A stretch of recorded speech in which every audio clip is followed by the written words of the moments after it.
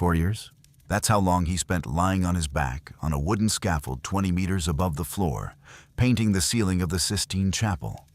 Alone, in the dark mostly, with plaster dripping into his eyes, his neck locked at an angle that would never fully recover. His spine curved in a way that made walking painful for the rest of his life. He wrote letters home during those 4 years, to his father, to his brothers. And what those letters say is not what you'd expect from the man creating what many consider the greatest work of art in human history. He wanted to quit. He said the work was killing him. He said he wasn't even a painter. He said the Pope was driving him insane and the conditions were impossible and he had made a terrible mistake. And then he went back up the scaffold every morning. Tonight I'm going to work with my hands in this workshop. And while I do, I want to tell you the story of Michelangelo. The whole story. The childhood where his father hit him for drawing. The years in the Medici palace, eating at the table with the greatest minds of the age. The decade of misery and artistic triumph on the Sistine ceiling.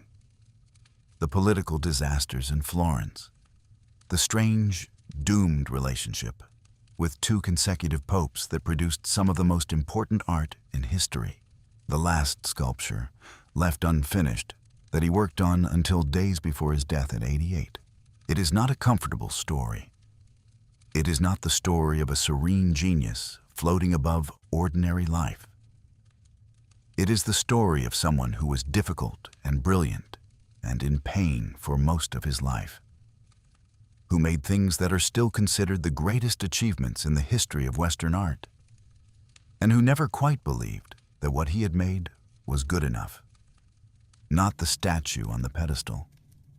The real man, where he came from, what he suffered, what he built with these hands that are still considered, 500 years later, the most skilled hands in the history of Western art. Pull up a chair, get comfortable. Let's go back to Italy, to a specific moment. October 1512, in the Sistine Chapel in Vatican City. The Pope has been waiting for this day for 4 years. He has been told repeatedly that the ceiling is not ready, that the painter needs more time, that something extraordinary is happening up there on the scaffold. But it is not finished yet. Today it is finished. The doors open. Julius II enters first, because he is the Pope, and that is how things work. Then the people behind him come in. They look up, whatever they expect.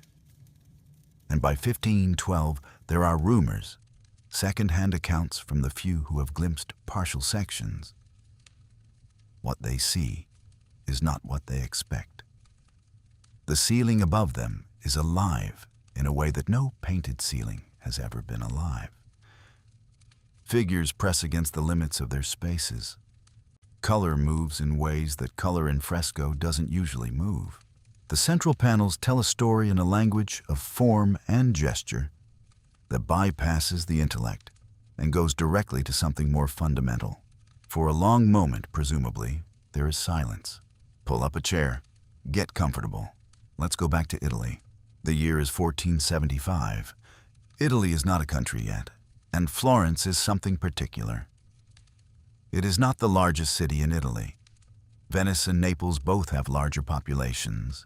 It is not the most militarily powerful. The Sforzas in Milan have a better army, and so does Naples. But Florence has something the others don't, or at least don't have in the same way. Money married to ambition, married to beauty. The Medici Bank is the most powerful financial institution in Europe. It has branches in London, Bruges, Lyon, Venice, Rome, Geneva. It finances popes and kings. And the Medici family, enriched beyond calculation by this banking empire, has decided that what they want to do with their money is make Florence the most beautiful city in the world. They commission churches. They commission palaces. They commission paintings and sculptures and tapestries and illuminated manuscripts. They hire the best artists they can find and give them the resources to work at their best. The result, over 3 or 4 generations, is the Italian Renaissance. An explosion of artistic and intellectual creativity that changes everything, that produces work that people are still traveling to see 600 years later. Michelangelo is born into this world. It will form him in ways that go deep. It won't be for another 400 years. What exists instead is a patchwork of city-states. Milan, Venice, Naples, Florence, Rome, each one its own world, each one governed by its own rulers, each one competing fiercely with the others for power, money, and prestige.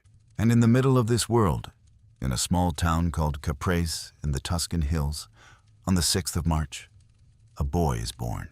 His full name is Michelangelo di Lodovico Buonarroti Simoni. Caprese is a small hilltop town, barely a town at all by most definitions, a cluster of stone buildings on a ridge overlooking the Tiber Valley. His father is the local magistrate, a temporary appointment, and will move the family back to Florence within weeks of Michelangelo's birth. The child will have almost no memories of Caprese, but the Tuscany he grows up in, the landscape of steep hills and olive groves and limestone ridges and the particular quality of light in the Arno Valley, is present in everything he makes. You can see it in the backgrounds of his few paintings. You can feel it in the specific whiteness of the marble he always prefers. He is born on a Sunday. His parents note this, the day of light. His family has a story about themselves that matters a great deal to them.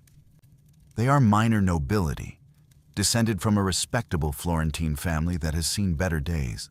His father, Lodovico, is a government administrator, educated, proud of the family name, anxious about money, and absolutely convinced of one thing, that his sons will restore the family's dignity by pursuing respectable careers.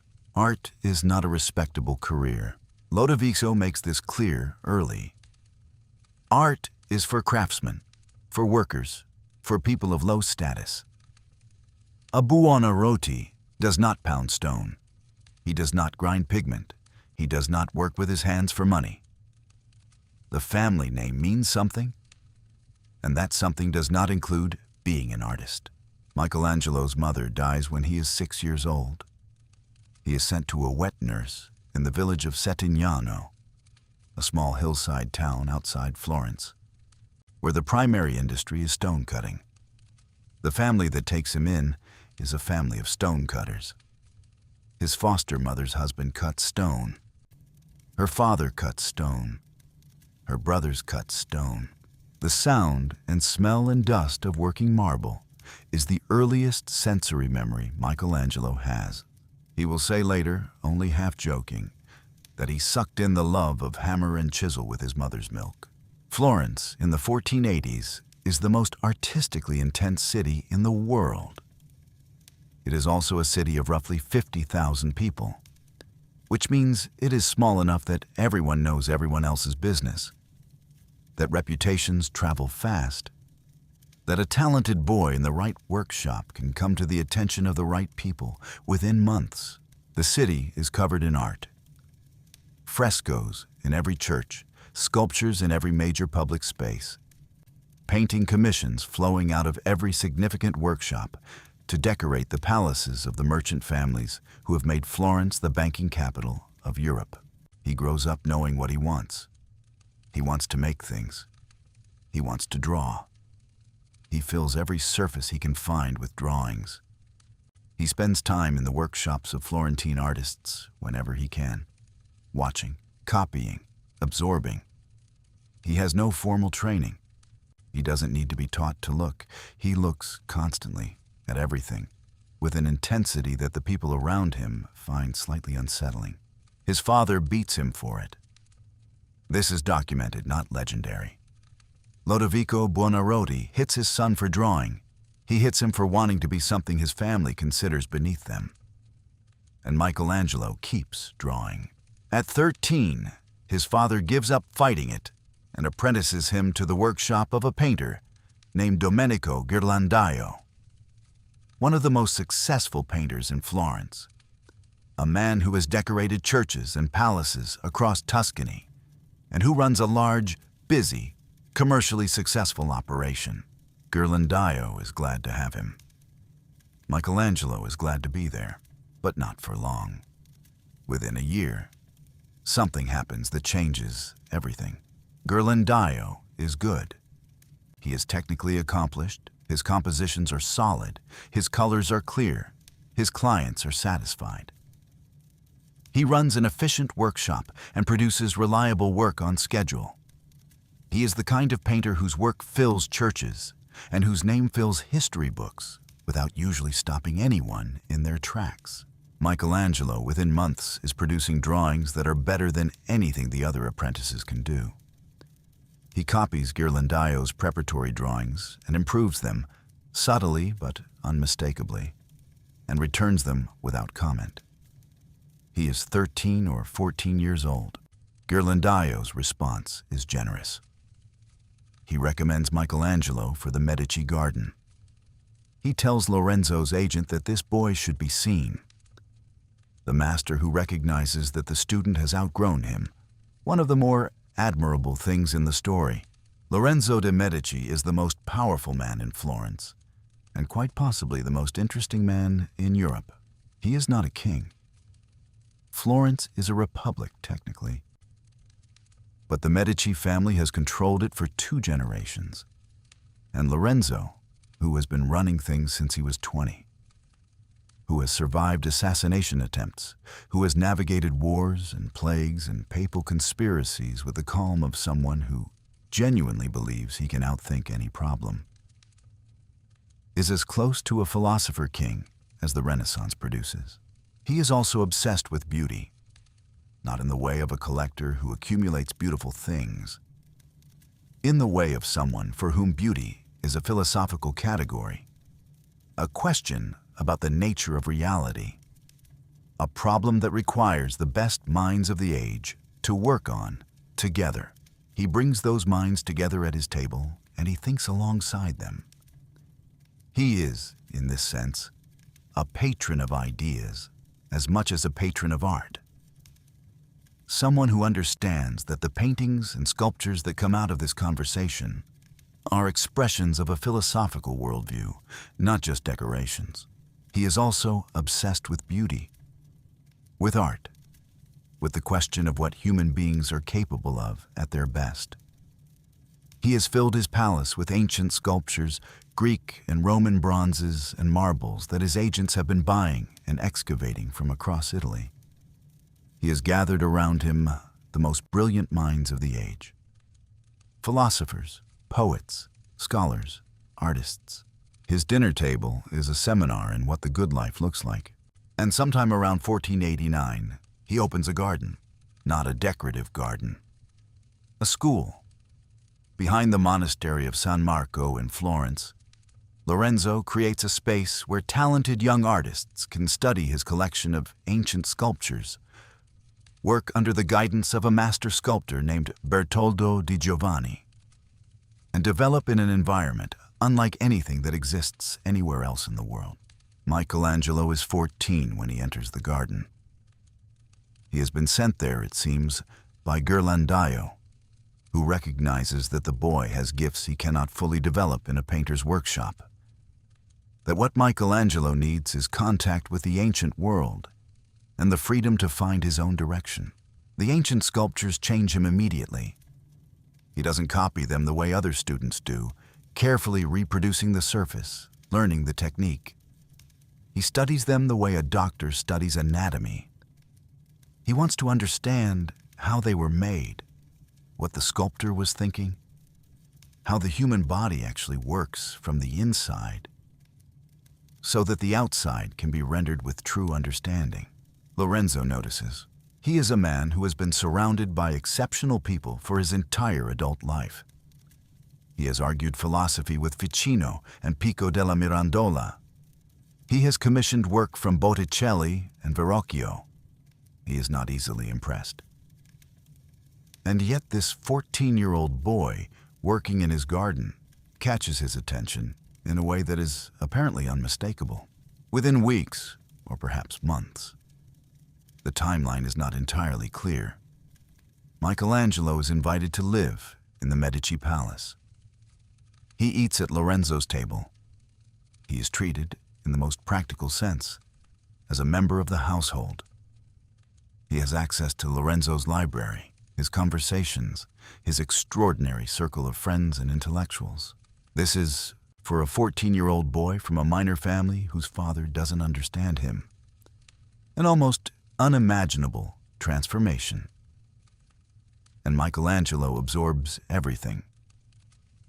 The Neoplatonic philosophy that Lorenzo's circle is developing, the idea that beauty is a reflection of the divine, that art at its highest is a form of spiritual truth. These ideas will shape everything he makes for the rest of his life. He also, during this period, gets his nose broken. His name is Piero Torrigiano, and he is a cautionary tale about what happens when talent is not accompanied by the ability to tolerate people who are more talented than you. Torrigiano is gifted, genuinely, not just in the way that all ambitious young men believe themselves to be gifted. He will go on to make significant work, most notably the tomb of King Henry VII at Westminster Abbey in London, which is a serious and accomplished sculpture. He has real ability. He also has a temper and a sensitivity to slights, real or perceived, that makes him dangerous to be around when things don't go his way.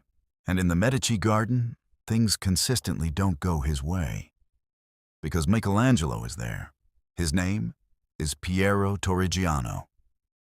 He is a fellow student in the garden, talented and competitive, and apparently unable to manage his temper around people who are obviously better than him. One day, the accounts differ on the precise cause, but the general shape is that Michelangelo said or did something that Torrigiano found insufferable. Torrigiano punches him in the face. The cartilage collapses. The nose never heals properly. For the rest of his long life, Michelangelo has the flat, crooked nose that appears in every portrait, every drawing, every self-portrait he ever makes. It is the permanent mark of the moment his talent made someone angry enough to hit him. Torrigiano is expelled from Florence. He eventually becomes a sculptor himself, works in England, makes the tomb of Henry VII. He spends years boasting about the punch that broke Michelangelo's nose, apparently proud of it in a way that tells you everything you need to know about Piero Torrigiano. Michelangelo never mentions it. He just wears the nose. 2 years after he enters the Medici garden, Lorenzo de' Medici dies. He is 43 years old. The world that has sheltered and formed Michelangelo disappears almost overnight. What Michelangelo absorbs from the Medici household goes well beyond technical training. The Neoplatonic philosophers who gather at Lorenzo's table are developing an idea that will become central to everything Michelangelo makes. That beauty is not merely pleasing, but a form of spiritual truth. That when a sculptor makes a figure that is truly beautiful, he is not just copying nature. He is revealing something that was always present in the stone, something that points toward a divine order underlying the visible world. Michelangelo takes this literally. For the rest of his life, he will describe sculpture not as making something, but as finding it, releasing the figure already present in the marble, removing everything that is not the figure until only the figure remains. He is 17. He is on his own. The years immediately after Lorenzo's death are among the most turbulent in Florentine history. Lorenzo's son Piero takes over. He is not his father. Where Lorenzo was brilliant, politically subtle, and deeply invested in the intellectual life of Florence, Piero is mediocre, stubborn, and politically disastrous.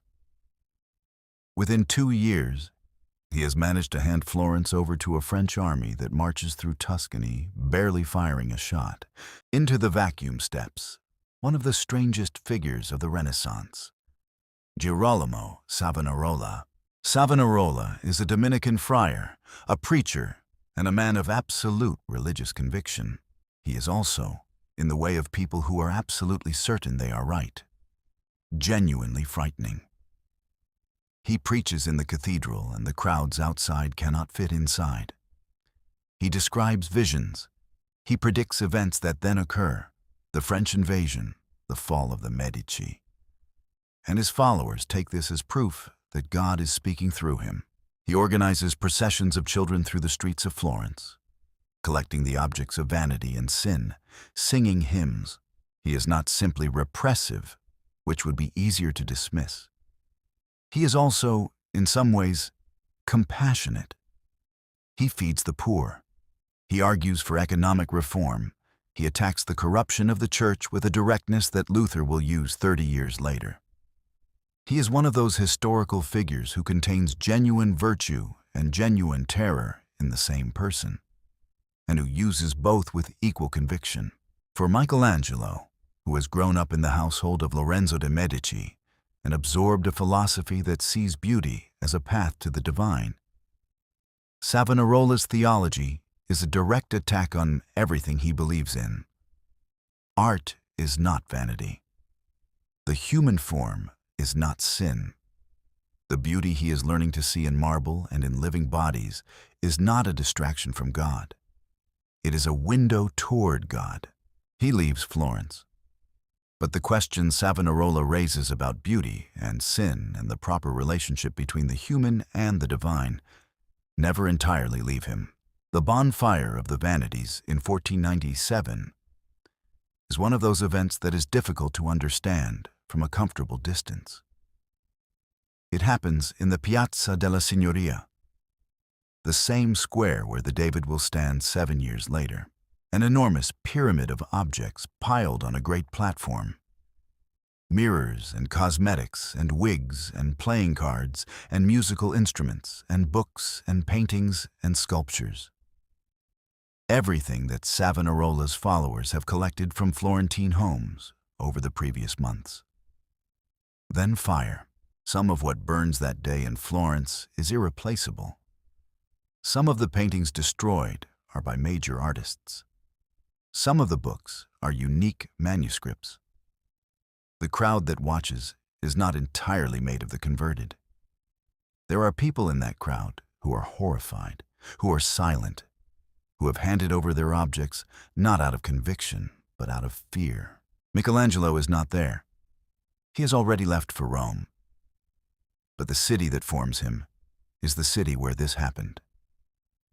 The questions it raises are his questions too, not Savonarola's answers, but the underlying questions. What is the relationship between beauty and God? What is art for? Is the impulse to make beautiful things sacred or sinful or both at once? He will spend 50 more years trying to answer these questions in marble and paint. He believes Florence has become corrupt. He believes the art, the philosophy, the wealth, the paganism of the Medici era is an offense to God. And he is, whatever else you might say about him, an extraordinarily compelling speaker. He draws crowds of thousands. He tells Florence that God is going to punish them for their sins. And he says it with such force and such apparent sincerity that Florence, shaken by the French invasion and the collapse of Medici power, starts to believe him. The result is what history calls the bonfire of the vanities. Savonarola's followers go through the city collecting objects of what they consider sinful luxury. Mirrors, cosmetics, secular books, playing cards, musical instruments, and paintings and sculptures. And they burn them in the central piazza of Florence. Michelangelo is in his late teens watching all of this happen. His response is to leave. But before Rome, there is Bologna. He spends roughly a year there, working and studying and getting his bearings without the shelter of Medici patronage for the first time in his adult life. He does some work for a local nobleman, small sculptures mostly, the kind of commissions a young artist picks up when they're trying to establish themselves in a new city. He reads. He studies the sculptures in Bologna's churches. He is figuring out who he is when he's not being formed by Florence. Bologna has a different feel from Florence. Less brilliant, less self-conscious about its own greatness, more concerned with the practical and the northern. Flemish influence is visible in the painting there in a way it isn't in Tuscany. Michelangelo absorbs it. He files it away. He uses almost none of it directly. Because his instincts are too deeply Florentine, too deeply classical, too deeply formed by the ancient sculptures in the Medici garden. But he sees it. He knows what's possible. The year in Bologna is a year of becoming more himself. He goes to Bologna first, where he spends a year studying, working, absorbing the Flemish influence in northern Italian painting. Then he comes back to Florence briefly. Then, in 1496, at 21 years old, he goes to Rome. And in Rome, he does something that tells you almost everything you need to know about Michelangelo at this age. He makes a sculpture, a sleeping Cupid, technically accomplished and beautiful. And he buries it. He buries it in the ground and ages it artificially, letting the soil stain the marble. And then he arranges for it to be sold as an ancient Roman antique. It works. A cardinal buys it for 200 ducats, believing it is genuinely ancient. When the deception is discovered, the cardinal is furious. He demands his money back from the dealer who sold it to him. But his reaction to Michelangelo himself is more complicated. Because what the cardinal is looking at, when he holds this fake antique in his hands, is a sculpture that fooled experts. That was indistinguishable from something made by the greatest sculptors of the classical world. That is not a minor thing. That is someone announcing, in the most direct possible terms, what they are capable of. Michelangelo is invited to Rome.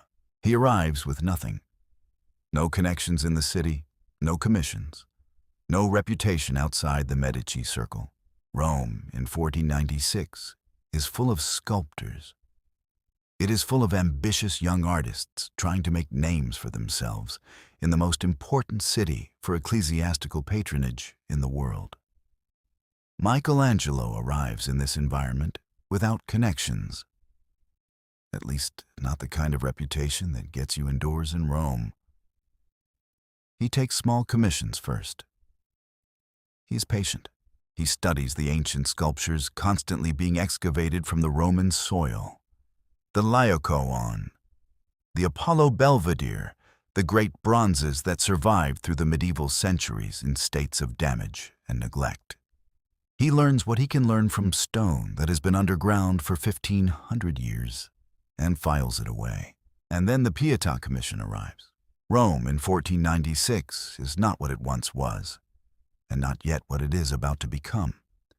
The city has been declining for 1,000 years since the fall of the empire. And what exists now is a town of perhaps 50,000 people living among the ruins of a civilization that housed 1 million. Ancient aqueducts run dry through neighborhoods built from their salvaged stones. The Forum is used as a cattle pasture. Columns that once supported temples are built into the walls of medieval houses, but money is flowing back in. The popes are reforming and rebuilding. Foreign pilgrims fill the streets.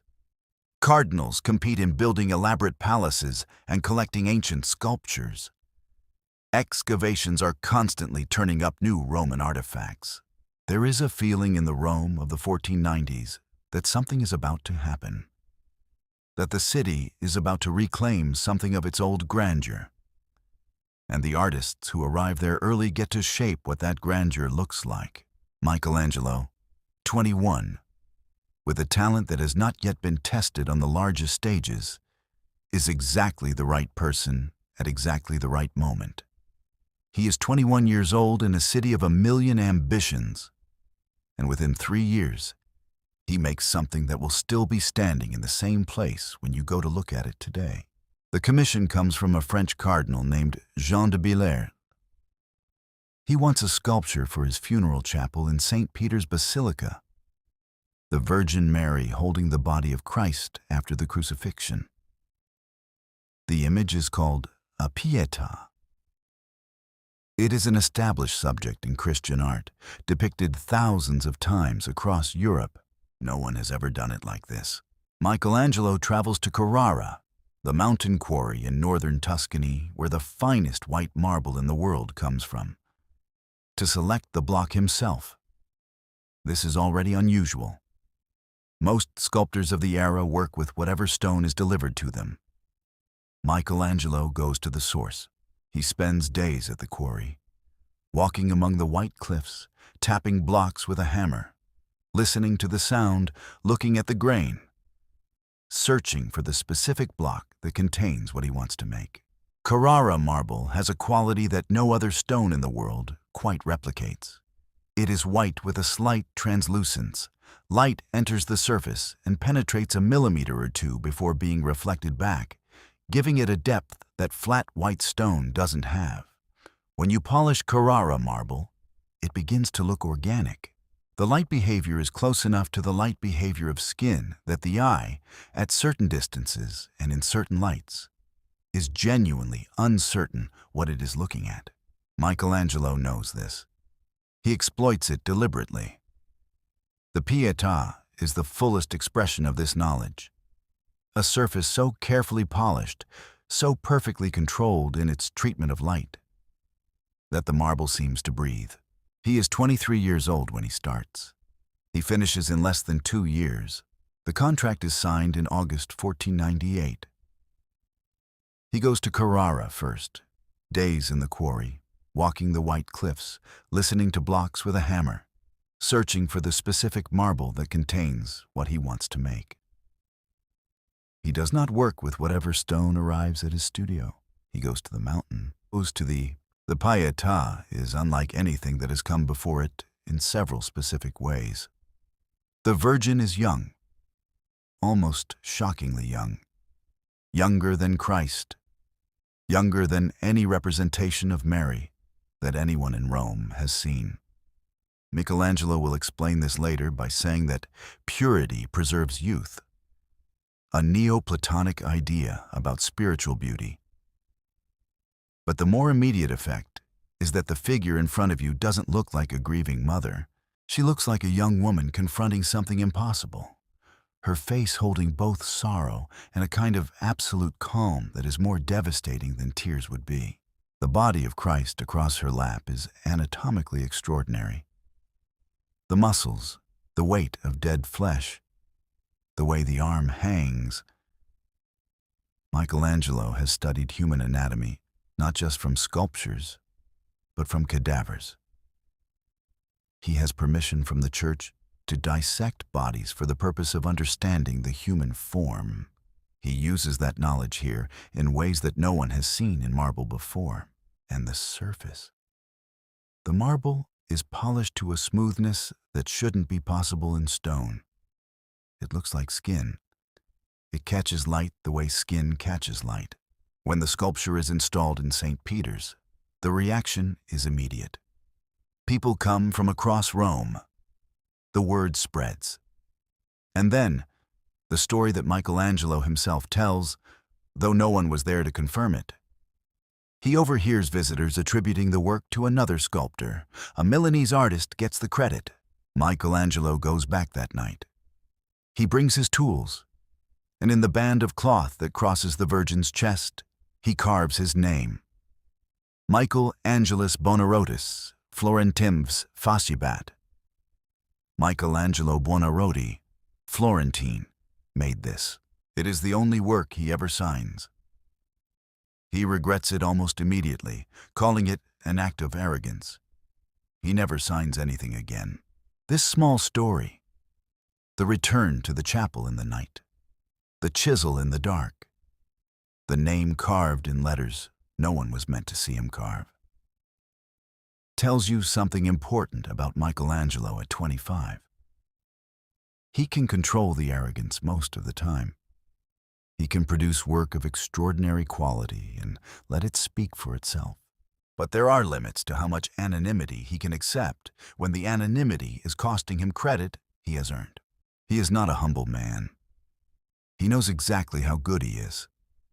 What he is, which is different from humble, is honest. He knows what he has made, and he knows it deserves to be attributed correctly, and when it isn't, he responds. Once. Then he steps back and lets the work stand without his name on it for the rest of his career. The Pietà is in St. Peter's today, in the same place it has been for 500 years, behind bulletproof glass installed after a mentally ill man attacked it with a hammer in 1972. The name is still there, on the band across the Virgin's chest, carved by a 25-year-old who went back in the night because he needed to be sure. He is 25 years old. He goes back to Florence. The journey from Rome to Florence in 1501 takes about a week by the road of the time, through Viterbo and Siena, and then north into Tuscany. Michelangelo makes this journey knowing that the Pietà has established his reputation in Rome, knowing that news of what he has made has traveled ahead of him, knowing that Florence will receive him differently than it received the boy who left it 7 years ago. He is right. The city has changed too in the ways already described. Savonarola burned, the Republic restored, the Medici in exile. And in this changed Florence, there is a commission waiting that is bigger and more public than anything he has done. When Michelangelo returns to Florence in 1501, he finds the city still unsettled, Savonarola having been burned at the stake in the same piazza where he had burned other people's art, the Republic restored.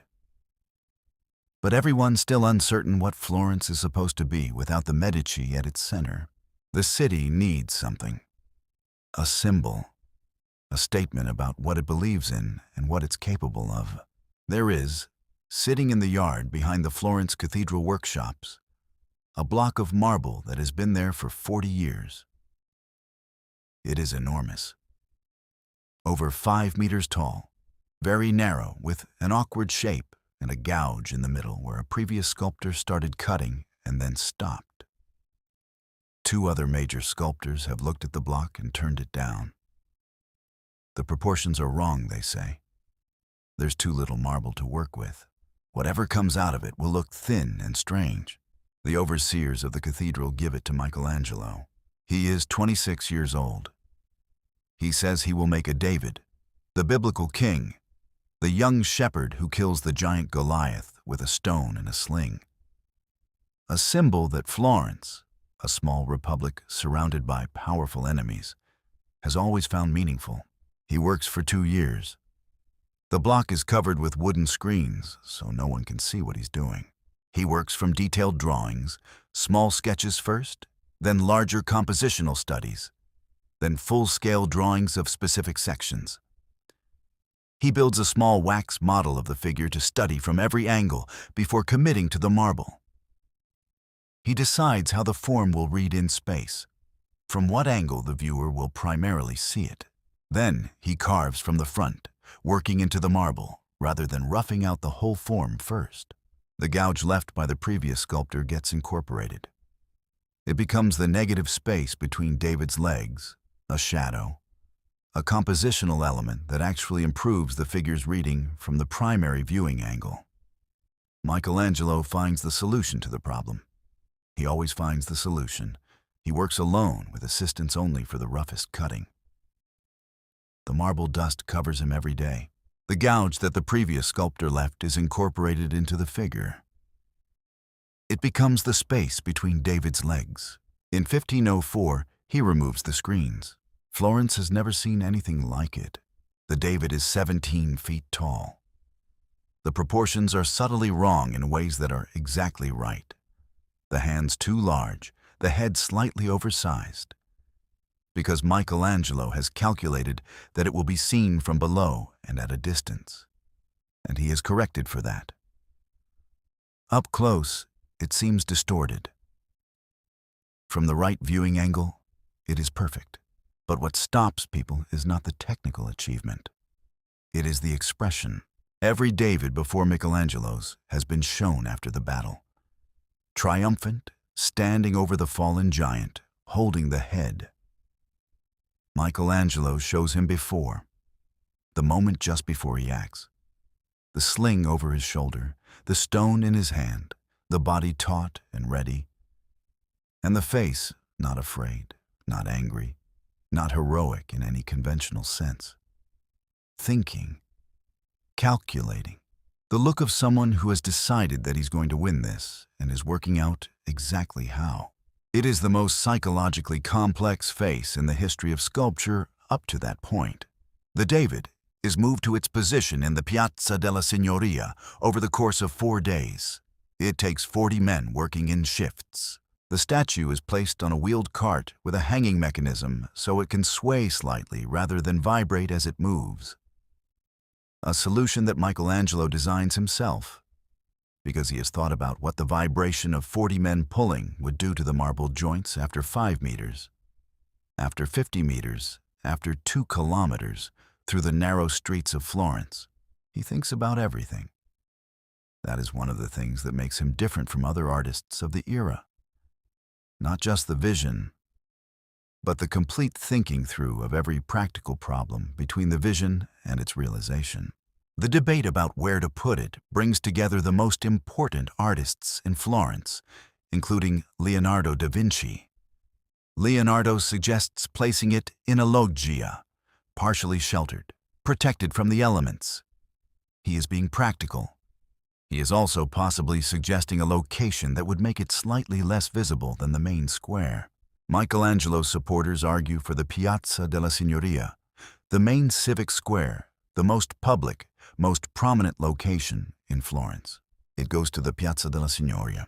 The political meaning of the David is not subtle, and the Florentines who commission it know exactly what they are doing.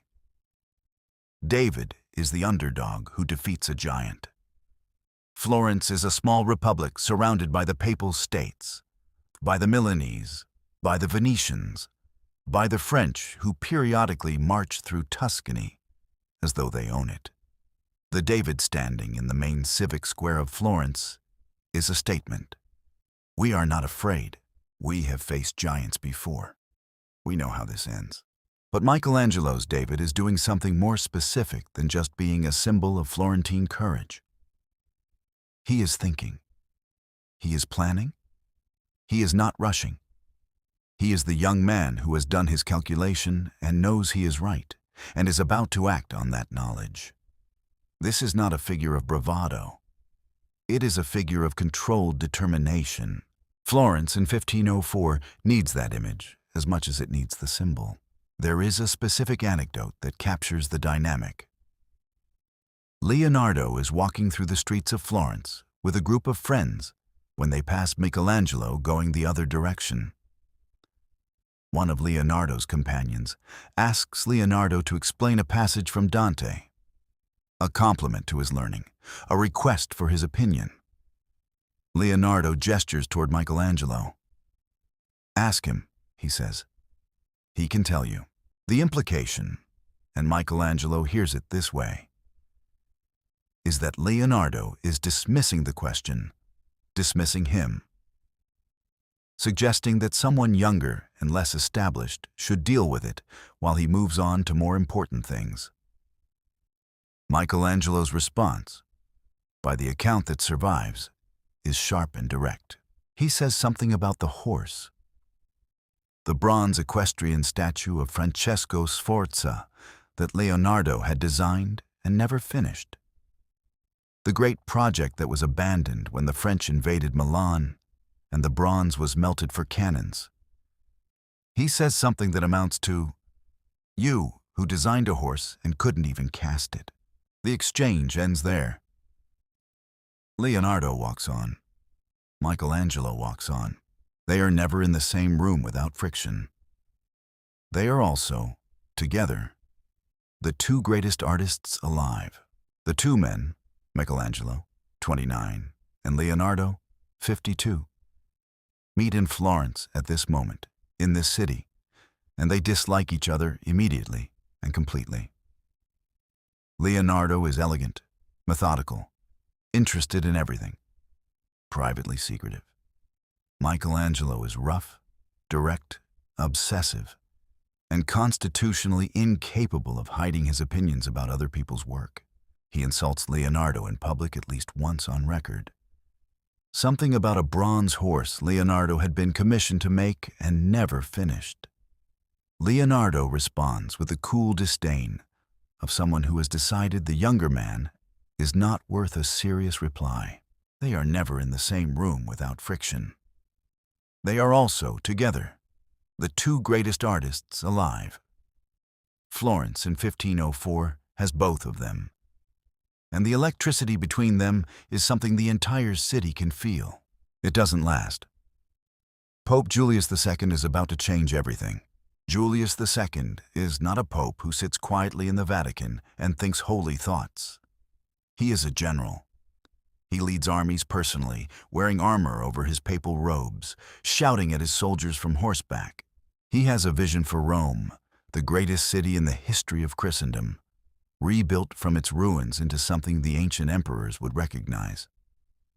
And he intends to make it happen before he dies, regardless of what anyone thinks about that plan. He calls Michelangelo to Rome in 1505. They are, in some ways, remarkably similar men. Both are demanding beyond what most people can tolerate.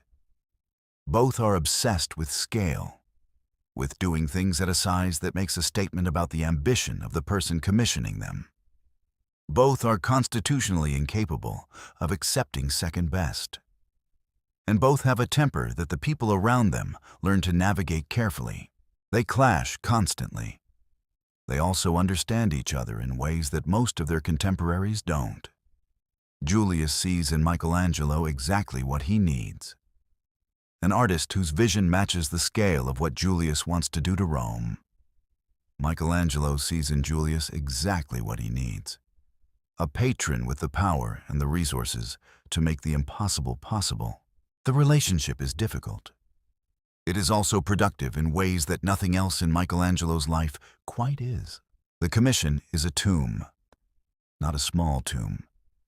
The grandest funerary monument since antiquity.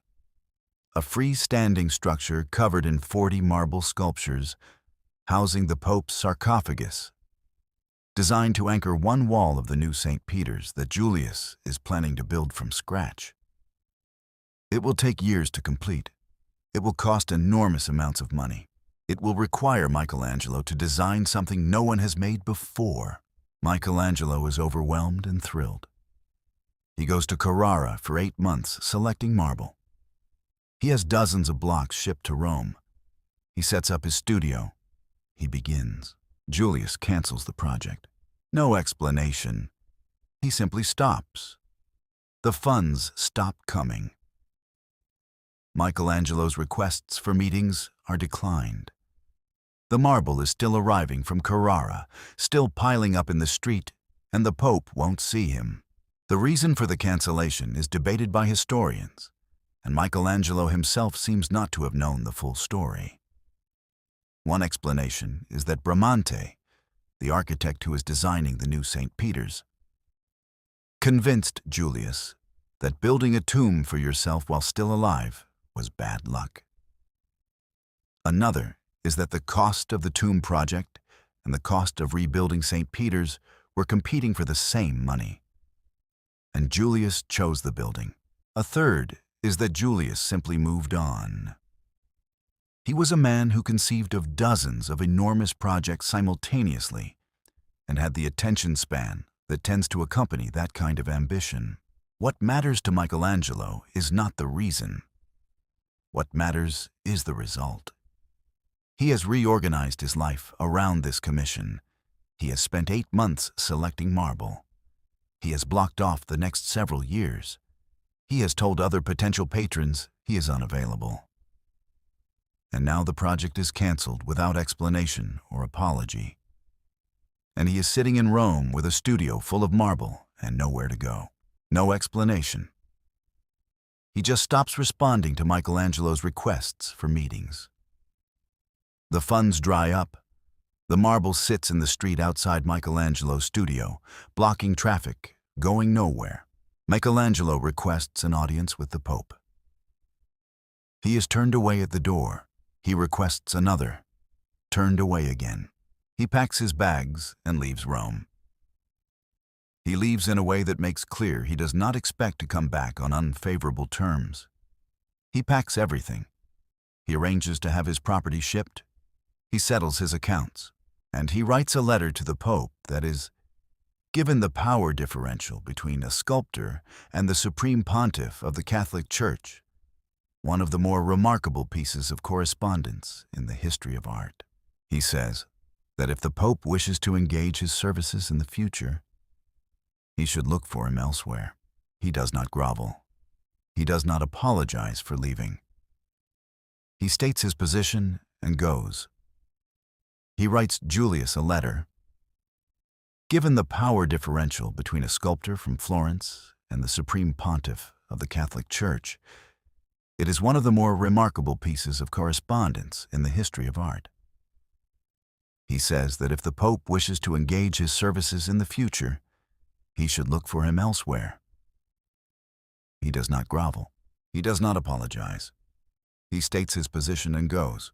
He writes Julius a letter saying he has heard the Pope no longer wants his services, and that if he changes his mind, he will need to look for Michelangelo elsewhere. Julius sends 5 messengers to bring him back. Michelangelo refuses all 5. The Pope sends a 6th messenger, this one with letters of safe passage and a request worded more carefully.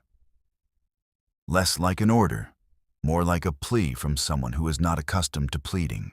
There follows one of the most extraordinary negotiations in the history of art. Michelangelo, a sculptor from Florence with no political power or official standing, forces the most powerful religious leader in the world to apologize to him. Not explicitly. Julius is not going to explicitly apologize. But the terms are Michelangelo's. He goes back to Rome. He is received. The tomb project is eventually, after years and decades of revision and delay and misery, partially completed. But that is not what Julius has in mind right now. He has a new project. The ceiling of the Sistine Chapel needs to be repainted. It currently has a simple blue sky with golden stars. Julius wants something more ambitious. He asks Michelangelo to paint the 12 apostles across the ceiling, a significant project, but manageable. A painter's work. Michelangelo tells Julius he is a sculptor, not a painter. He has barely painted anything. He is not the right person for this. Julius insists. Michelangelo believes, and there's evidence for this, that his enemies in Rome have arranged this commission specifically because they expect him to fail at it. Raphael, a generation younger and already dazzling Rome with his frescoes, is the obvious choice for a painted ceiling. Giving it to Michelangelo is either a trap or a test. He accepts. But he tells Julius he won't paint 12 apostles. Julius asks what he wants to paint instead. He wants to paint everything. The Sistine Chapel is about 40 meters long and 13 meters wide. The ceiling is barrel vaulted, curving up from the walls to a peak about 20 meters above the floor. To paint it, you need a scaffold that fills the entire space, rising from wall to wall at the level of the windows, with working platforms above it. Julius's own architects design one. Michelangelo tears it down and designs his own. The logistics of painting a fresco's ceiling at this scale are almost impossibly complicated. Fresco, painting into wet plaster, requires that the plaster be applied in sections, each section large enough to paint in a single session before it dries. If you apply too much plaster, the section dries before you finish it. Too little, and you're working in tiny patches that create visible seams. You have to plan every section in advance, know exactly how much you can paint in a day, apply exactly that much plaster. Michelangelo had almost no fresco experience before starting the Sistine ceiling. He had done a small fresco as a young student. That was essentially it. He is inventing his method as he goes, learning from his mistakes, scraping off sections that have gone wrong and starting again. The early sections of the ceiling still show this learning. The figures are more tentative, the compositions more crowded, the scale more uncertain. But you can watch him improving, almost month by month, as the work progresses from one end of the chapel to the other. He builds a flat wooden platform near the top of the walls, with cutouts in the floor to let the light in from the windows below. The physical experience of painting the Sistine ceiling is hard to reconstruct from the images we see of the finished work. We see photographs of a flat surface. What Michelangelo was doing was lying on a scaffold, looking up at a curved surface, painting by lamplight and whatever came through the small windows below, with plaster dust and pigment raining down on his face and his hands getting cold and his neck locked at an angle, and the Pope periodically climbing up to express displeasure at the rate of progress. He describes the experience in a poem he writes during the work, a half-comic, half-agonized sonnet addressed to a friend. My beard turns up toward the sky. My head bends toward my spine. My chest is like a harpy's. My brush endlessly drips paint on my face. My skin hangs loose and my loins have shifted to my belly. One foot I swing forward, the other I drag behind. My eyes, unable to see in the dark, have swollen, and my face is a walking mess. Then, at the end, and in vain, what is not painting comes from painting. Giovanni, come and help me here. I am not in the right place, and I am not a painter. He keeps painting. Then he sends everyone away. He does not want assistants. He does not want other painters. He does not want people watching or advising or helping. He has hired people from Florence to help with the plaster preparation. Fresco requires fresh plaster applied to the wall section by section, and you have to paint into the wet plaster before it dries. But for the actual painting, he works alone. What he has decided to paint is essentially the entire Old Testament. He proposes this to Julius as an alternative to the 12 apostles. Julius, to his credit, says yes, possibly because he understands immediately that he is being offered something vastly more ambitious than what he originally asked for. Possibly because he simply wants Michelangelo working at full capacity and can feel that the 12 Apostles Commission wasn't going to produce that. The theological and iconographic program Michelangelo develops is extraordinarily complex. The 9 central panels tell the story from the creation of the world to Noah and the flood. The prophets and sibyls, Jewish prophets and pagan prophetesses, placed side by side, represent the different traditions that converge in Christian understanding of human history. The ancestors of Christ in the curved sections represent ordinary human time, the generations of people who lived and died, waiting for a fulfillment they couldn't see. Every figure is a specific person in a specific moment. The God who separates light from darkness is moving, turning, his robes billowing, his face concentrated with the effort of an act of creation. The God who reaches toward Adam is not the grandfatherly figure of later tradition, but someone whose gesture contains everything. The urgency of wanting to give something, the gap between the giving and the receiving, the space where consciousness begins, that space between God's finger and Adam's finger. You've seen the image so many times, it barely registers.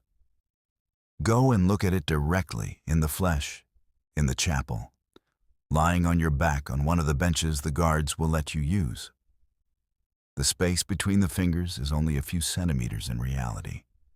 It is the most famous gap in the history of art. The ceiling proper contains 9 panels showing the creation of the world and the early history of humanity. God separating light from darkness, creating the sun and the moon, creating Adam, creating Eve, the fall, the flood. Around these central panels are the 12 biblical prophets and sibyls. In the corners are dramatic scenes from Hebrew history. In the curved sections above the windows are the ancestors of Christ. Generation after generation, of ordinary people waiting for something they cannot see. There are more than 300 figures. No two are exactly alike. He teaches himself fresco as he goes. The early sections of the ceiling, painted first, are technically rougher. The figures smaller, the compositions less confident. Then something happens. He finds the technique. The figures grow larger, more powerful, more simplified. The famous image of God reaching toward Adam, fingers almost touching across an open space. This is in the second half of the ceiling, painted when he has found his footing. The letters home during these years are not comfortable reading. He writes to his father, "I live in great effort and physical exhaustion, with no friends and no rest. I have not had time to eat what I need.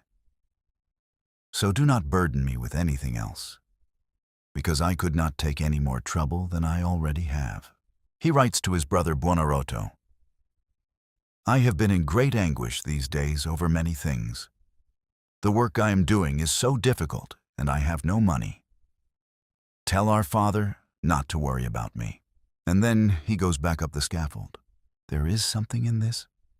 The combination of exhaustion and persistence, of genuine suffering and refusal to stop, that is characteristic of a certain kind of person. Not the romantic artist suffering of legend, self-dramatized and exhibited for sympathy. The quiet suffering of someone who is committed to something larger than their comfort and who simply will not give up on it, regardless of the cost. He describes the physical agony in specific terms. The neck locked, the eyes ruined from looking up, paint and plaster constantly falling into his face. He also describes something else, buried in the letters, that is easy to miss. Moments of discovery, a section where something works the way he imagined it. A passage of color that achieves what he was reaching for. A figure that arrives on the surface as something close to what he saw in his mind. These moments are rare in the letters. He is not a man who celebrates his own successes in writing. But they are there, and they give you a sense of what the 4 years on the scaffold contain beyond the suffering. He is making something that has never existed. Every day on the scaffold is a day in which decisions are made that have no precedent, that the history of painting provides no guidance for. Every figure, every color relationship, every compositional choice is new. The difficulty is not just physical. It is the difficulty of sustained creation at the frontier of what has ever been done. He describes being alone in the chapel for weeks at a time. No company, no conversation, except arguments with Julius, when the Pope climbs the scaffold to check on progress. Julius hits him with a stick at least once, for working too slowly or for refusing to show him the work before it was ready. Michelangelo's response is not recorded, but the fact that he continues working suggests he understood the politics of the moment well enough to absorb the indignity and move on. After 4 years, in October 1512, Michelangelo opens the chapel. The figures he has painted number more than 300. The 9 central panels span the length of the vault. The prophets and sibyls flanking them are each individualized, each one a specific figure in a specific moment of their lives, each one physically and psychologically distinct from the others. The Jeremiah is a figure of exhausted grief, his head bowed, his hand on his chin, the posture of someone who has seen what he did not want to see and cannot unsee it. The Libyan Sibyl is in the middle of turning to look at something. Her body a spiral of controlled energy, caught in a moment of physical beauty that makes you forget you are looking at paint on plaster and think you are looking at a body in motion. No one has painted this way before. The combination of physical presence and psychological specificity at this scale, with this consistency, it doesn't exist anywhere else. Raphael, who has been working in the Vatican apartments next door during this same period, comes to see it. He is 29, already one of the most celebrated painters in Rome, producing work of extraordinary grace and clarity. He comes in alone, or nearly alone, without the usual entourage of students and admirers. He spends a long time in the chapel. Then he goes back to his apartments and repaints a section of his School of Athens. A figure he had completed before seeing the ceiling, a philosopher seated in the foreground, isolated, leaning on a block of marble, suddenly has a different pose, a different quality of weight, a different sense of physical and psychological gravity. Raphael doesn't explain this to anyone. He just makes the change. The figure in the revised fresco is generally believed to be his tribute to Michelangelo. This is how influence works when it is real. Not imitation. Seeing something that changes what you know is possible, and then making your own work differently because of it. The ceiling of the Sistine Chapel is the most influential artwork in Western history. That is not a claim. That is simply what has happened in the 500 years since Michelangelo painted it. It changed the way painters thought about the human figure, about color, about composition, about what paint on a surface could do. Raphael, who was finishing his own work in the Vatican apartments next door, is said to have seen it and gone home and repainted a section of what he'd been working on, because it had shown him something new. Michelangelo goes home to Florence. He is 37 years old. He's been working without stopping for 4 years. His body is wrecked. His finances are complicated. He has been supporting his family throughout this period. And he has aged in those 4 years in ways that will be visible for the rest of his long life. The neck that locked, looking up at the ceiling, never fully unlocks. He walks with a slight stoop for the rest of his life. His eyes, which have been damaged by years of looking up in dim light while paint falls into them, give him trouble for decades. He has also, in those 4 years, become the most famous artist alive. The ceiling changes everything about how people understand what painting can be. In the immediate aftermath of the ceiling's unveiling, the art world of Rome divides into those who have seen it and those who haven't. And those who have seen it speak of it the way people speak of experiences that cannot be adequately described. Raphael, who has been working nearby and has seen sections during the work, tells people that Michelangelo alone is enough to make him feel humble. This from a man who is himself producing some of the greatest painting of the era. His body is wrecked. His finances are complicated. He has been supporting his family throughout this period, sending money to his father, to his brothers, managing their lives from a distance. He has no house of his own, no wife, no children. He has the ceiling. That is what these 4 years have produced. He goes back to the tomb.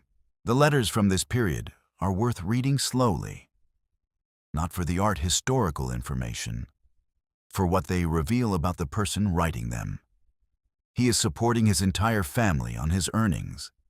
He sends money to his father, who complains it is not enough. Money to his brothers for various business ventures that mostly fail. He manages property in Florence from Rome. He worries constantly about money, not because he is poor. The popes pay him well by the standards of the era. But because his obligations are always larger than his income. He has no wife, no household in any domestic sense. He eats when he remembers to. He sleeps a few hours. He works. This is his life during the Sistine years, and for decades on either side of them. Absolute devotion to the work, held together by letters to his family about money and property and keeping people alive. The tomb of Julius II is the great failure of Michelangelo's life. And it is worth understanding exactly how it happens, because it's not a simple story of artistic failure. It's a story about what happens when a genius is caught between too many powerful people who all want different things from him. Julius dies in 1513. The tomb contract is renegotiated with his heirs. Then the new Medici Pope, Leo X, son of Lorenzo, the boy who ate at the same table as Michelangelo 30 years ago, wants Michelangelo's attention for Medici projects in Florence. A new facade for the family church. Then a burial chapel. Michelangelo works on the tomb when he can, and on the Medici projects when he must, and neither gets his full attention. The Moses, the figure of the great Hebrew lawgiver that he carves during this period and that ends up in the incomplete tomb, is one of the most powerful sculptures he ever makes. Legend has it that when he finished it, he struck it on the knee with his hammer and commanded it to speak. The knee still has the mark. The Moses is worth stopping on, because it is one of the most physically powerful sculptures Michelangelo ever makes, and it comes from one of the most frustrating periods of his life. Moses is seated. He is a massive figure, the muscles of his arms and torso pressing against the stone the way a living body presses against clothing. His beard falls in long, carefully carved waves. His expression is difficult to read. He is looking to one side, his head turned, and whatever he sees there has caught his complete attention. In his left arm, under the forearm, he holds the stone tablets of the 10 Commandments, almost casually, the way you hold a book when you're reading something else. The scale is enormous. The energy is contained but barely. You feel, looking at the Moses, that he might stand up. The legend that Michelangelo struck him on the knee and commanded him to speak comes from this quality. It is not hard to understand the impulse. For the Medici Chapel, he creates 4 allegorical figures representing time: dawn, dusk, day, and night. They recline on the lids of the tombs, these 4 enormous figures, heavy with a kind of melancholy that is completely different from anything Michelangelo has made before. The night in particular, a female figure curled on her side, one knee drawn up, an arm hanging, carries a weight that goes beyond allegory. She is not representing night in the way a symbol represents a concept. She is experiencing something, a heaviness, an inwardness, a turning away from the world.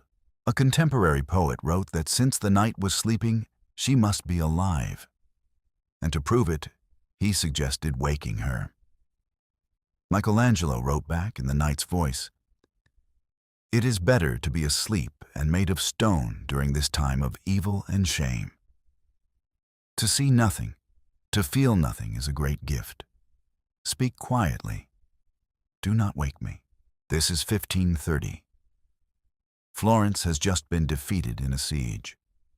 The Medici have been restored to power by force. Michelangelo, who had spent the siege directing the city's fortifications against the Medici army, because he was a Florentine Republican, whatever his personal connections to the Medici family, is now working for the people he had tried to keep out of the city. The political situation is genuinely complicated. He has a deep personal connection to the Medici. Lorenzo shaped him. He also has a deep personal conviction that Florence should govern itself. When the crisis came, he chose the Republic. He spent months designing the defensive system around the city, working as a military engineer alongside the soldiers. When the Medici returned and won, he hid. There is a room in the monastery of San Lorenzo, discovered in the 20th century, where Michelangelo apparently concealed himself for weeks. The walls of the room are covered in drawings done in charcoal. Drawings by someone with time on their hands and an extremely skilled pair of hands. They are believed to be his. Clement VII, the Medici Pope, sends word that Michelangelo is to be found and protected. He is too valuable to punish. The Medici need him for the chapel. They forgave him because they needed him. They forgave him because they needed him. But there is something in the night figure that speaks to what that forgiveness cost. In 1534, Michelangelo leaves Florence. He is 59 years old. He never goes back. He goes to Rome, where the new Pope, Paul III, has a project for him. The altar wall of the Sistine Chapel needs a fresco, the Last Judgment. Christ returning to earth, the dead rising from their graves, the blessed ascending to heaven, the damned going down. The preparation takes years. He studies the wall. He designs and redesigns the composition. He makes hundreds of preparatory drawings, studies of individual figures, compositional sketches, studies of specific poses and expressions. Many of these drawings survive in collections across Europe and America, and they are themselves extraordinary works of art. The actual painting takes 4 years, from 1536 to 1541. He is in his early 60s. The scale is enormous. The wall is 14 meters tall and 13 meters wide, with more than 300 figures. He is working in a Rome still scarred by one of the worst catastrophes in its modern history, the sack of 1527, when the Holy Roman Emperor's army rampaged through the city for weeks, killing, looting, destroying. The trauma of that event is still in the air of the Rome where Michelangelo works. And the Last Judgment is painted in a city that has recently experienced something that feels, to those who lived through it, very much like divine punishment. Where the new Pope, Paul III, has a project for him. The altar wall of the Sistine Chapel, the wall behind the altar, needs a fresco. The Last Judgment, Christ returning to the earth, the dead rising from their graves, the blessed ascending to heaven, the damned descending into hell. It is the subject that the Middle Ages had painted 1,000 times. And the preparation alone takes years. He makes hundreds of drawings, studies of individual figures, experiments with the overall composition, explorations of specific poses and expressions. Many of these drawings survive in museums today, and they are extraordinary works of art in their own right, each one a complete investigation of a specific problem of the human figure in motion, in stillness, in anguish. The actual painting takes 4 years, 1536 to 1541. He is 61 when he starts. 14 meters high, 13 meters wide. 314 figures. It is the subject that the Middle Ages had painted 1,000 times. Michelangelo paints it as no one has painted it before. His Christ is not the gentle shepherd of conventional iconography. He is young, powerful, almost angry. A figure of absolute authority rising from the center of the composition with a gesture that is simultaneously welcoming and condemning. Around him, the figures of the blessed and the damned are not orderly processions going to their respective destinations. They are in motion, tumbling, straining, their bodies twisting in every direction, the whole composition a vortex centered on Christ, like an enormous, slow explosion. The figures are naked, all of them. Saints, sinners, angels. No robes, no drapery. No clothing except where Michelangelo has included it for compositional reasons. When the fresco is unveiled in 1541, the Pope's master of ceremonies, a man named Biagio da Cesena, tells Paul III that the work is disgraceful, that it belongs in a public bath or a tavern, not in the Pope's chapel. Michelangelo paints Biagio da Cesena into hell. He gives him donkey ears and has him being tormented by a snake. When Biagio complains to the Pope, Paul III tells him that his jurisdiction extends over heaven and earth, but not over hell, and there is nothing he can do. Biagio da Cesena is in that painting to this day. Look closely at the lower right corner of the Last Judgment, in the area showing hell, and you can see him. The donkey ears. The snake. 500 years of people walking past Biagio da Cesena in hell because he called the painting disgraceful. But there is something in the Last Judgment more personal than any of the hell portraits. In the center right of the composition, just below Christ, there is a figure of Saint Bartholomew, the saint who was martyred by being flayed alive, skinned, and who holds his own skin in his hand as evidence of what was done to him. The skin hanging from Bartholomew's hand has a face. It is distorted, deflated, the way a face looks when there's no skull behind it. The nose is flat, the flat, crooked nose that Piero Torrigiano broke 60 years earlier. The eyes are sunken. It is Michelangelo's face. He is 65 or 66 when he paints this. He has spent 45 years making things that other people wanted. Tombs for popes, ceilings for chapels, statues for city squares. He has made them magnificently, beyond anyone's expectations, beyond what anyone thought was possible. And he has placed himself in the center of the most visible painting in Christendom as a flayed skin, emptied, spent. Whether it is a statement about faith, about suffering, about the cost of a life given entirely to art. No one knows exactly what he meant. He never explains it. He puts himself in hell and purgatory simultaneously, belonging to neither destination with certainty. It is there, for those who look closely enough to find it. It is distorted, deflated, the way a face looks when there's no skull behind it. It is Michelangelo's face. He paints himself as a flayed skin, hanging in the air between heaven and hell, belonging to neither. Whether it is a statement about his faith, his suffering, his sense of himself as spent and emptied by the decades of work. No one knows exactly what he meant. He never explains it. It is just there, for those who look closely enough to find it. Michelangelo is 71 years old when Paul III appoints him chief architect of the construction of St. Peter's Basilica.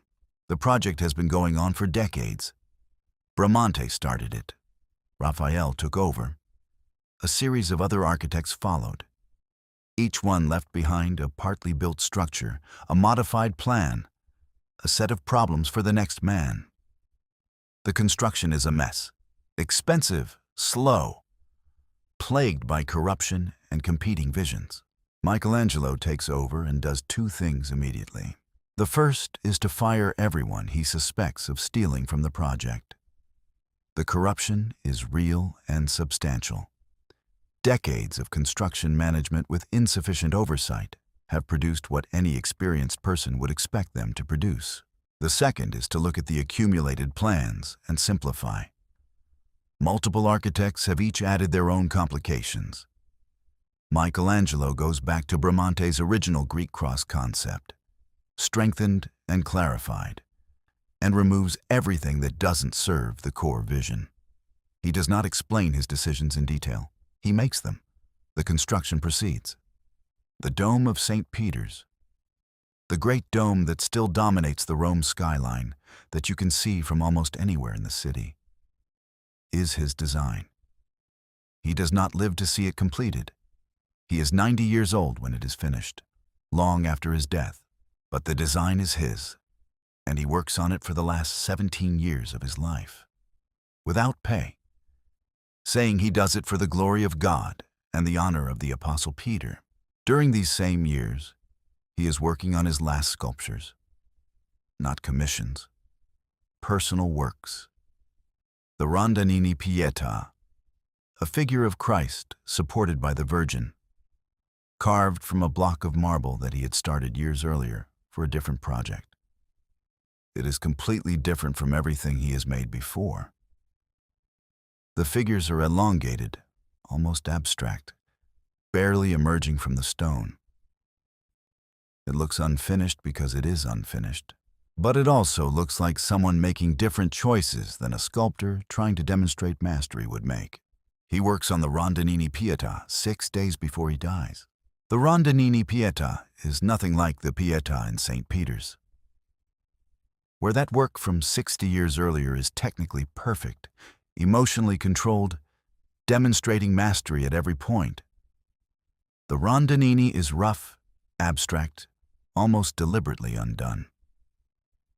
You can see where he cut away an earlier version of the arm. The disconnected marble limb still attached to the stone at one point. Ghostly evidence of a previous decision. The two figures barely emerge from the block. They seem to be dissolving back into it. Some art historians see in this the product of failing powers. An old man who can no longer achieve what he once could. Others see it as a deliberate choice. A different kind of statement about what sculpture can do when it stops trying to demonstrate mastery and starts trying to express something else. Not beauty in the Neoplatonic sense of divine perfection made visible. Something raw. The last embrace before dissolution. The body giving up its form. Michelangelo, working on this sculpture at 88, has been thinking about death for most of his adult life. It runs through the poems, through the letters, through the figures of night and dawn in the Medici Chapel. He is not afraid of death exactly. He is prepared for it in the way that someone who has been preparing their whole life is prepared. He works on the Rondinini Pietà 6 days before he dies.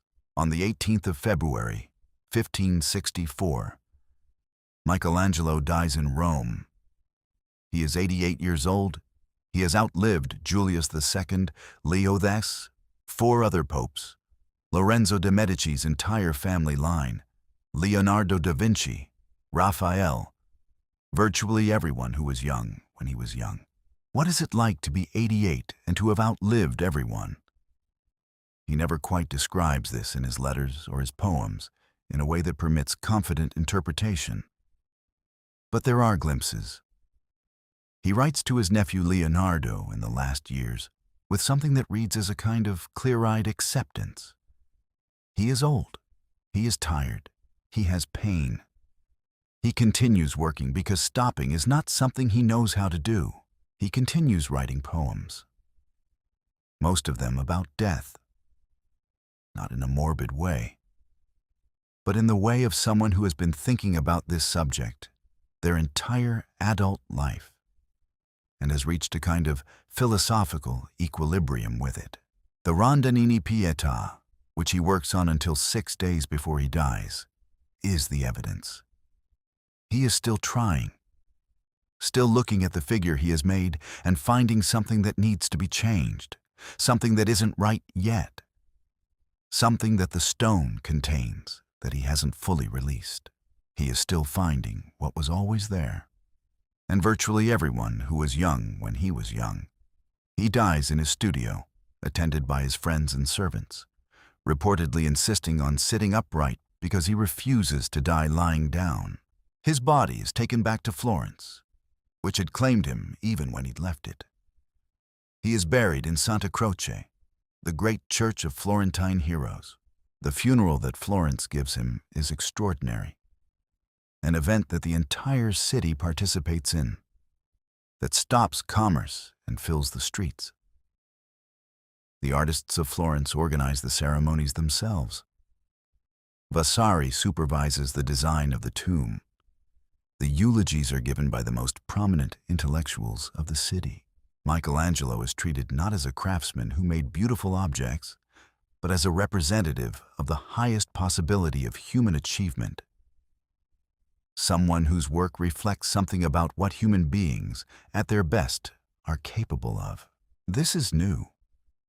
It is new in 1564, and it is one of the things that Michelangelo made possible.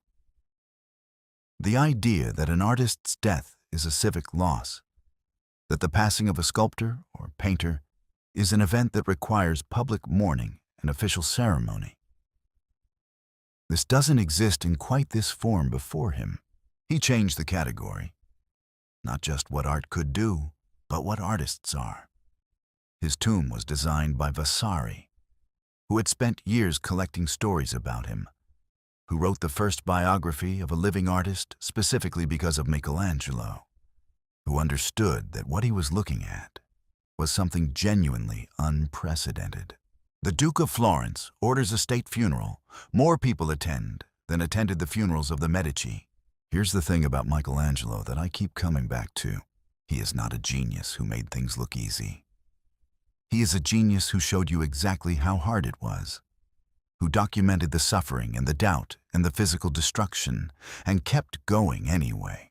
He left behind the Pietà in St. Peter's and the David in Florence and the ceiling of the Sistine Chapel and the Last Judgment and the Moses and the dome of St. Peter's and the Rondinini Pietà and hundreds of drawings and poems and letters.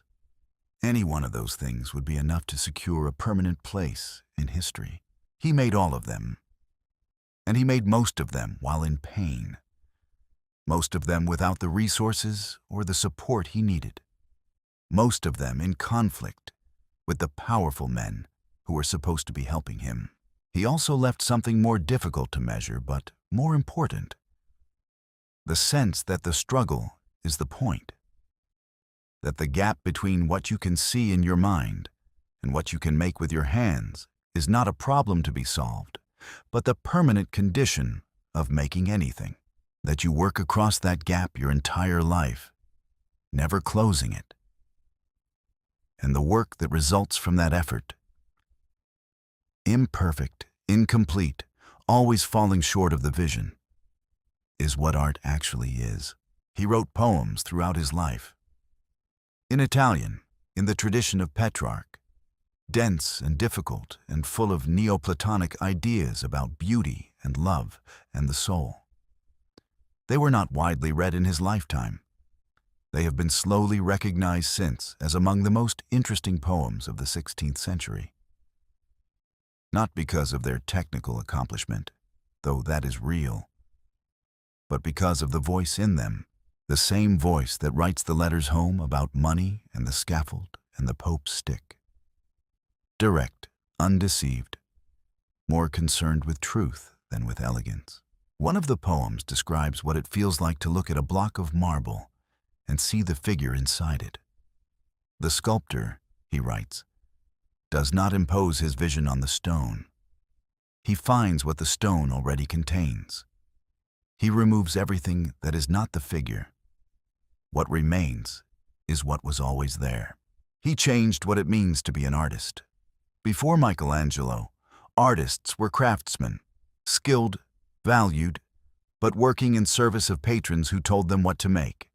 After Michelangelo, the idea of the artist as a genius, someone who has a vision that transcends the instructions of any patron, whose individual imagination is the source of the work's value.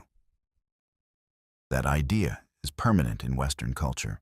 It comes from watching what he did and understanding that no patron could have told him to do it. It had to come from him. The American painter who agonizes over his work, the musician who refuses to compromise, the filmmaker who fights the studio for final cut. They are all living in the world that Michelangelo made. Think about how different this is from anything that came before.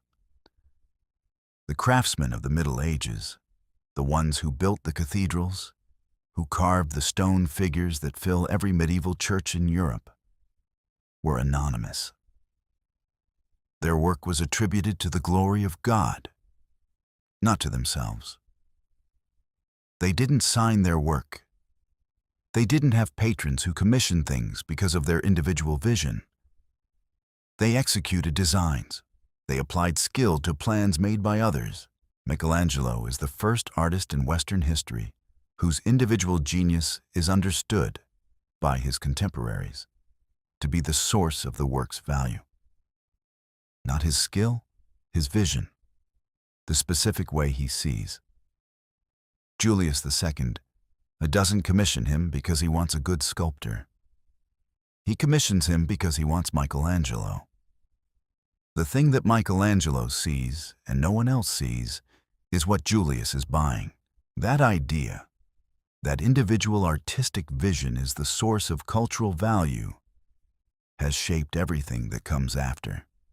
Every time an American museum pays $100 million for a painting, it is paying for the specific vision of one specific person. Every time a movie is released as a film by its director rather than a product of its studio, It is following a logic that begins with Michelangelo lying on a scaffold in the Sistine Chapel, refusing assistance, insisting on doing it himself because the way he sees it is the point. He established, in the most concrete possible terms, that some people see things the rest of us can't, and that the right response to those people is not to manage them into submission, but to get out of their way and let them work. The Dome of St. Peter's is 136 meters from the ground to the top of the lantern. It is the tallest dome in the world for several centuries after it is built. Michelangelo designs it in his 70s and 80s, climbing scaffolding regularly to check on construction, arguing with the builders, revising drawings, thinking about problems that won't manifest until after his death. There is a drawing from his very late period. He is in his late 80s, showing a figure bent on a walking stick, descending a staircase. The caption, in his handwriting, reads, "I go." He is not complaining. He is just noting a fact. He is old. He goes. The drawing tells you something important about who he is at the end. He is not dramatizing his age. He is not mourning his diminishment. He is noting it accurately and continuing to work. He goes. The work goes on. These are not separate things. He also left something more difficult to measure. The sense that the struggle is the point. That the gap between what you can see in your mind and what you can make with your hands is not a problem to be solved, but the permanent condition of making anything. That you work across that gap your entire life, never closing it, and the work that comes from that effort. Imperfect, always falling short of the vision, is what art actually is. He wrote poems throughout his life. In Italian, dense and full of Neoplatonic ideas about beauty and love and the soul. One of them describes what it feels like to look at a block of marble and see the figure inside it. The sculptor, he writes, does not impose his vision on the stone. He finds what the stone already contains. He removes everything that is not the figure. What remains was always there. He was not pleasant to be around. He was paranoid, difficult, obsessive, and incapable of the comfortable social compromises that make other people easier to deal with. His relationships were intense and few. He loved deeply and privately, and in ways that caused him pain. The one relationship that seems to have given him something close to peace was with a woman named Vittoria Colonna, a poet, a widow, a woman of serious religious conviction who was one of the most remarkable people of the 16th century. They met when he was in his late 50s and she in her mid-40s, and they exchanged poems and letters and theological arguments for nearly 2 decades. He made drawings for her, Pietà images and crucifixion scenes, some of the most emotionally intense work of his late career. She wrote to him as an equal, not as a supplicant to a famous person, but as one serious mind to another. When she died in 1547, he was devastated. He wrote later that he regretted kissing only her hand at their last meeting, and not her face. He is 72 when he writes this. The regret is still sharp. He had a father who never understood him and kept asking for money anyway. And he sent it. He had these hands. And with them, over 88 years, he made things that are still standing in the places where he put them, that people still travel thousands of miles to see, that still stop you in your tracks when you walk into the room and look up. The ceiling of the Sistine Chapel, the David in Florence, the Pietà in Rome, still there, still his. And here is the thing about that. The Pietà has been attacked. It has been damaged. It has been restored imperfectly. The David has been hit by lightning. There is a record from the 16th century of a thunderbolt striking it and shattering the left arm. The arm was repaired. The Last Judgment was partially overpainted by a later artist, and the overpainting was itself later removed. And in the process, some of the original surface was damaged. The Sistine ceiling was nearly destroyed by dampness. The Rondanini Pietà has been moved from place to place and handled in ways that would make a conservator's hair stand up. And they're still there. 500 years of human carelessness and human war and human neglect and the simple passage of time. And they are still there. Michelangelo understood something about that. Not just the technical understanding of how to make marble last or how to choose a plaster that would hold paint for centuries. Something deeper. He understood that the things made with absolute seriousness, made to express what is most true rather than what is most convenient, have a quality that time doesn't easily erode. Not because they are physically indestructible, they are not, but because what they contain is still legible to people who come to them with open eyes, across any distance of time or culture or belief. You don't need to know anything about Renaissance Italy to stand in front of the David and feel something. You don't need to know anything about Neoplatonic philosophy or the Medici or the specific theological arguments of the 1490s to look at the Pietà and understand what the figure in marble is holding. Michelangelo made things that operate below the level of cultural knowledge. They work on something more fundamental. He also changed the language we use to talk about exceptional people. Before Michelangelo, the word genius, the Latin genius, referred to a guiding spirit, a divine force that accompanied a person through life. It was external. It was given. After Michelangelo, the word shifts. It comes to describe something internal to the person, not a force that accompanies them, but a quality they possess. We still use the word this way. We say Einstein was a genius. Mozart was a genius.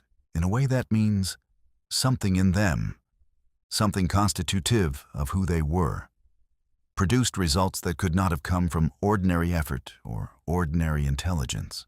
Michelangelo is the reason the word means what it means now. He also left behind, in the drawings and letters and poems that survive, one of the most complete records of a creative mind at work that exists from the Renaissance. You can trace in those documents how he thinks, how he moves from problem to solution, how he responds when the solution doesn't work, how he keeps going. The poets of the 20th century read those letters. The architects read the dome. The sculptors read the David and the Pietà and the Rondanini Pietà, and see the same questions about the relationship between the artist's vision and the material world's resistance to that vision that they are still trying to answer in their own studios. Michelangelo is not a historical figure who belongs to the past. One more thing before we close. The Sistine Chapel is visited by approximately 6 million people a year. On a busy day, there are 2,000 people in the room at once. Guards walk through calling for silence in 6 languages. People hold up phones to photograph a ceiling they can barely see on a 4-inch screen. The experience is crowded, loud, disorienting, nothing like what you'd want if you were trying to actually see the thing. And yet people keep going. They keep going because something still happens when you walk in and look up. Even through the crowd, even through the noise, even through the cognitive dissonance of being in a tourist attraction that is also one of the most sacred spaces in Christendom, something still happens. The ceiling still does what Michelangelo intended it to do. It still stops people. It still makes them feel something they weren't expecting to feel. That is not inevitable.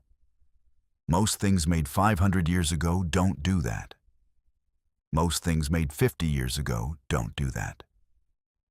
The vast majority of objects produced by human hands, no matter how skillfully or sincerely, don't survive their own moment in any meaningful way. They are made, they are used, they are replaced, they are forgotten. This is true of almost everything. And then there is Michelangelo, who made things that still work. He is a participant in conversations that are still happening. There's something I understand about that. In a small way, working in this workshop, you make something with your hands and you want it to last. You want the work to be good enough to outlive the moment that produced it. You want to put something into the world that will still be here when you're gone. Michelangelo just did it at a scale the rest of us can't quite imagine. Good night.